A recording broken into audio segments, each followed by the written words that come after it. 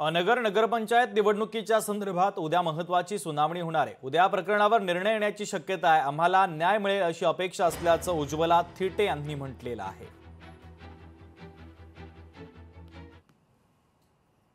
आम्ही गुरुवारी अपील केलं होतं, शुक्रवारी पहिली हिअरिंग झाली। मग त्यांना आता ते नोटीस वगैरे गेले, मग त्यांचे पण जे काय आता अहवाल वगैरे असेल ते सादर करायला वेळ लागतच असेल कदाचित।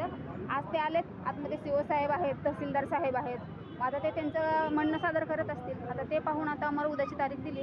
न्यायदेवतेवर विश्वास आहे आता, आणि सध्या तर आता आम्ही यांच्या विरुद्ध लढतोय, तर मानवी हक्क आयोगाच्या तारखा ते पोस्टपेड होत आहेत।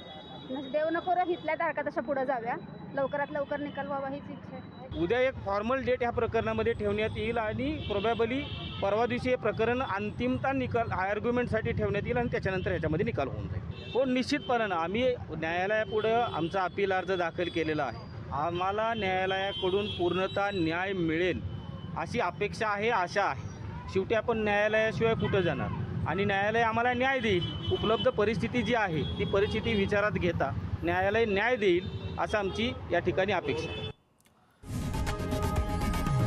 लोकशाही मराठी ऐका, पहा, जागरूक रहा।